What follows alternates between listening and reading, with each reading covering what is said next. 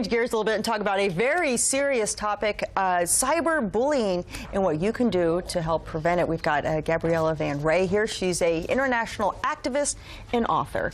And when we talk about bullying, I mean, I think maybe we should start with where you're coming from. You've had experience with bullying. I've had personal experience with bullying, and although it's 40 years ago that I had it and that I was in school, I think the basis of bullying has never changed. But one of the things that I find really crazy is that today's kids tell each other that they're not worthy of living.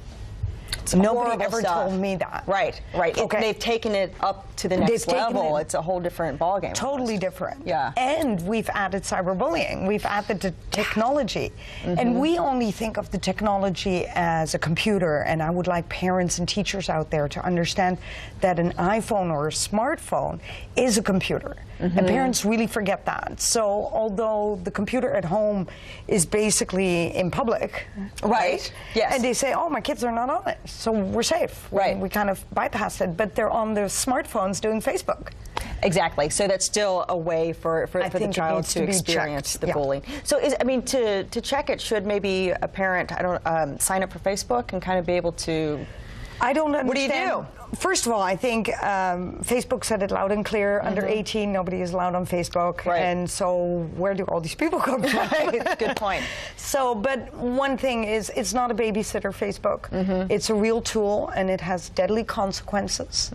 And I think we see that in the media every day. Yeah. So I think one of the first things we need to do is become an active witness. And what I mean by that is every bystander, whether it's an educator, a parent, or a friend, we need to step it up. We see what's happening, but we don't dare to do anything, whether it's peer pressure or parents say, my child is not bullying. We have that too, of course.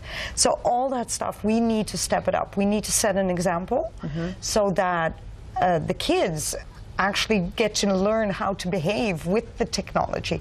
They're not capable of doing that. That's number one. Okay. Number two is the signs.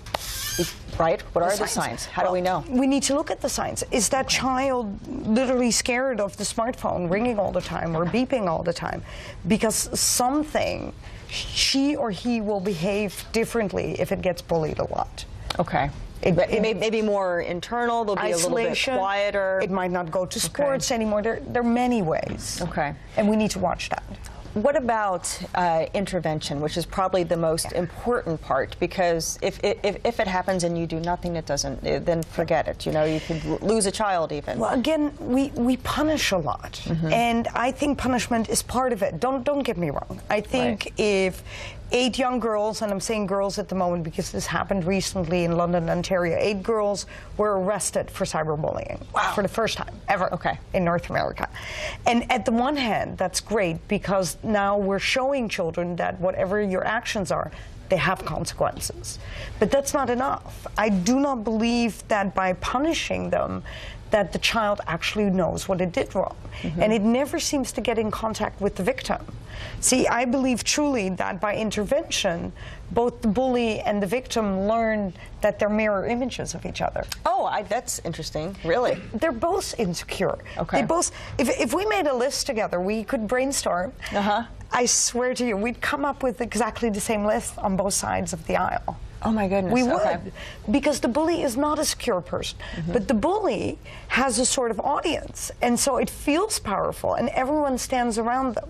That's if it happens in the playground. Now, if you turn this into cyberbullying, it has an audience too, because what if I took a terrible picture of someone and I wrote something totally obnoxious under it?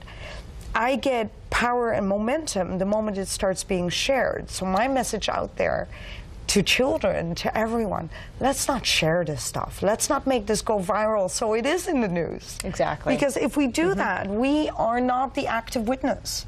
We are actually helping. And it's all about being an active witness to help stop this. And there's a picture of your book right now with All My Might, and it's available. Where can folks go to pick up a copy? Amazon.com. Amazon.com. That's the easiest. Gabriella, it's a pleasure. Thank you so much. Good me. message. We're going to make sure we put all that information on IndyStyle.tv. Tracy? I'm not sure if coming up